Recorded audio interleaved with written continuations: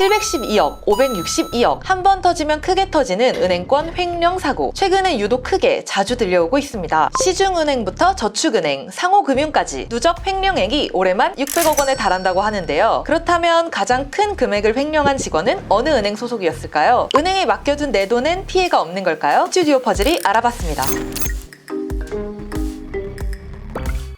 올해 은행권 직원에 의한 횡령 사고는 총 10개 회사에서 32건이 벌어진 것으로 나타났습니다. 8월 3일 금감원이 국회 정무위 소속 양정숙 의원실에 제출한 자료에 따르면 올해 횡령액만 591억 1,300만 원에 달했습니다. 횡령 사고는 몇 년간 누적되다가 큰 금액이 한 번에 터지는 사례가 두드러졌는데요. 횡령액이 크다는 건 그만큼 범죄가 오래 지속되었을 가능성이 있다고 볼 수 있겠습니다. 개별 은행 관리 감독에 의문을 제기할 수 있는 부분이기도 합니다. 그렇다면 최근 5년간 금액이 가장 컸던 횡령 사고는 어느 은행에서 발생했을까요? 5위는 모아저축은행입니다. 횡령 규모는 58억 9,300억 원에 달했습니다. 프로젝트 파이낸싱 대출 업무를 맡은 직원이 지난 10월부터 올해 1월까지 58억 9천만 원 상당의 대출금을 가로챈 건데요. 해당 직원은 빼돌린 돈을 도박에 썼다고 진술한 것으로 알려졌습니다. 4위는 상호금융이죠. 농협에서 발생했는데 횡령 금액은 90억 원에 달했습니다. 지역 농협 직원이 회계장부를 조작해 5년간 총 90억 원을 횡령한 사건인데 해당 직원은 횡령 금액 대부분을 코인 투자와 사치품 구매에 사용한 것으로 밝혀졌습니다. 3위는 KB저축은행입니다. 횡령액은 94억 원에 달했습니다. 기업 금융 업무를 담당했던 직원이 서류를 허위로 꾸며 대출금을 가로챘었는데요. 6년간 범행을 지속한 직원은 빼돌린 돈의 90% 이상을 도박으로 탕진했다고 밝혔습니다. 2위는 562억 규모 횡령이 발생한 BNK 경남은행입니다. 투자금융부장을 맡았던 직원이 2007년부터 올해 4월까지 약 15년간 부동산 PF 업무를 담당하며 총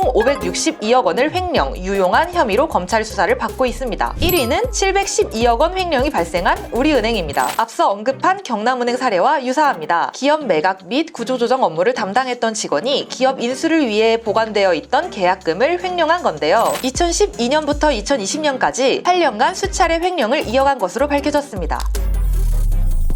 그렇다면 은행에 넣어둔 내 돈은 괜찮은 걸까요? 은행에 직접 물어봤습니다. 결론부터 이야기하자면 은행 직원의 비리가 일반 고객에게 직접적인 피해를 끼칠 가능성은 매우 낮다고 볼 수 있습니다. 은행마다 절차는 조금씩 다르겠지만 사고가 발생하면 먼저 사고자로부터 해당 금액을 회수하게 됩니다. 회수에 실패한 나머지는 은행이 손실을 대비해 쌓아둔 충당금 등을 활용해 은행 자체 손실로 처리하게 됩니다. 고객이 맡긴 돈에 피해가 가는 경우는 없다고 합니다. 하지만 이 같은 사고가 이어질 경우 은행에 대한 신뢰 저하, 예금 인출, 주가 하락 등 또 다른 피해로 이어질 가능성을 전혀 배제할 수는 없겠습니다.